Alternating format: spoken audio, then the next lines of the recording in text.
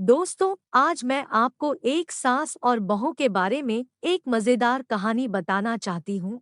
यह कहानी हमें एक महत्वपूर्ण सबक भी सिखाती है, खासकर युवा दुल्हनों के लिए। क्या आप इसे सुनने के लिए तैयार है? लेकिन अगर अभी तक आपने हमारे चैनल को सब्सक्राइब नहीं किया है, तो सबसे पहले चैनल को सब्सक्राइब कर ले और बेल आइकन को भी जरूर दबा दे ताकि हर वीडियो की नोटिफिकेशन आपको सबसे पहले मिले। एक लड़की की नई नई शादी हो गई और वह अपने नए परिवार के साथ रहने चली गई, जिसमें उसके पति के माता पिता भी शामिल थे। लेकिन जैसे ही वह अपने नए घर पहुंची तो उसे कुछ अच्छा महसूस नहीं हुआ। कारण उसकी सास हमेशा उसे टोकती थी और उसके बारे में घटिया बातें कहती थी, इसलिए वह अपने मायके के बारे में सोचने लगी। हर पिता की तरह उसके पिता भी उससे बहुत प्यार करते थे।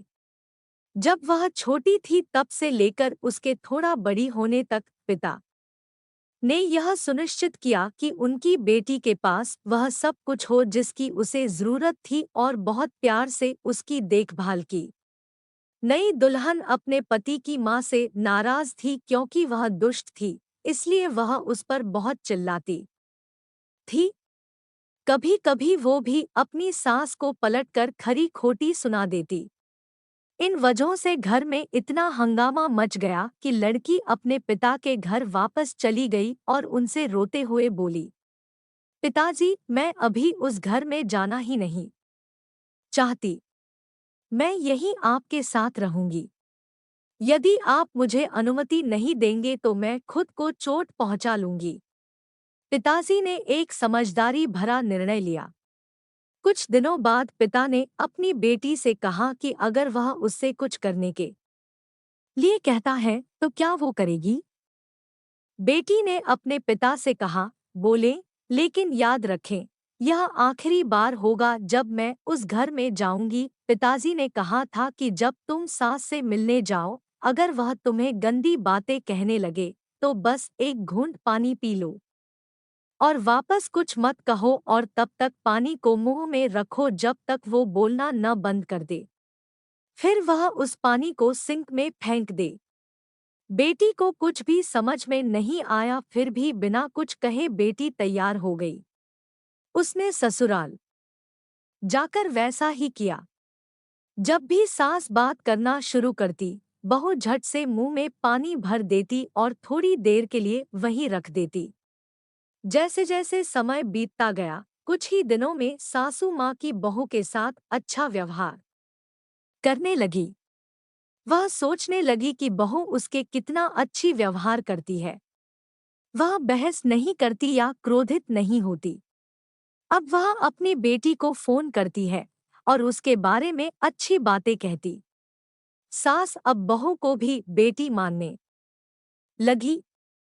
कुछ दिनों के बाद बहू भी अपनी सास से माँ की तरह प्यार करने लगी क्योंकि उसने देखा कि वह कितनी दयालु और प्यार करने वाली है।